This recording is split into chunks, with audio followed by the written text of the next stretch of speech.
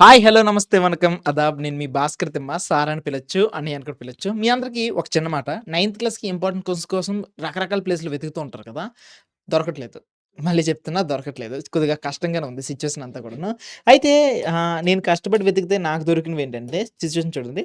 నేను కష్టపడి వెతికితే 2023ది కొద్దిగా దొరికాయి. ఇన్ కేస్ మీకు సిలబస్ గాని సేమ్ సిలబస్ అయితే ఈ పీడిఎఫ్స్ నీకు హెల్ప్ అవుతాయి. సిలబస్ గాని ఒకవేళ ఇది నీకు సెట్ అవ్వకపోయిందనుకో ఇంక నీకేం సెట్ అవ్వవు. ఒకవేళ సిలబస్ సేమ్ అయిందనుకో నీకు కవి పరిచయాల యొక్క list at the same time ప్రాచీన పద్య కవి పరిచయాల లిస్ట్ ఉంది.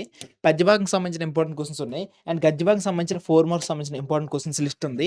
అండ్ ఉపవాచకు సంబంధించిన ఇంపార్టెంట్ క్వెషన్స్ ఉన్నాయి. అండ్ సారాంశంలో పద్య భాగము, గద్య భాగం సంబంధించిన ఇంపార్టెంట్ సారాంశ లిస్ట్ ఉన్నాయి. ఇవన్నీ రాకపోయినా మీకు ఒక్కటే ఒకటి సెట్ అవుతది. అదేంటో తెలుసా? ఒకటి.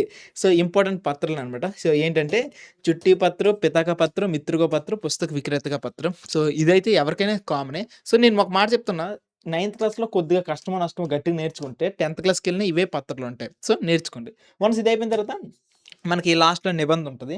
సో, నిబంధనలో మనకేముంటుందంటే ప్రీతిహారు, పర్యావరణం, కంప్యూటరు, నీకు నచ్చిన కేల్ ఆట గురించి, దూరదర్శన్ గురించి, పుస్తక విక్రేత గురించి, పుస్తకాల గురించి.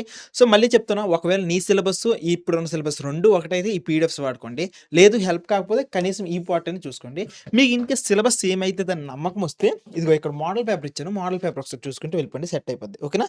ఈ మోడల్ పేపర్ కూడాను అసలు రేపు ఎగ్జామ్ ఎలా ఉంటుంది? ఏంటి? అనేది చిన్నగా ఇస్తున్నాడు. సో, ఏమైనా కావాలంటే చూడండి. సో, దీనికి సంబంధించిన లింక్ అనేది డిస్క్రిప్షన్‌లో ఇచ్చేస్తున్నా. ఓకే.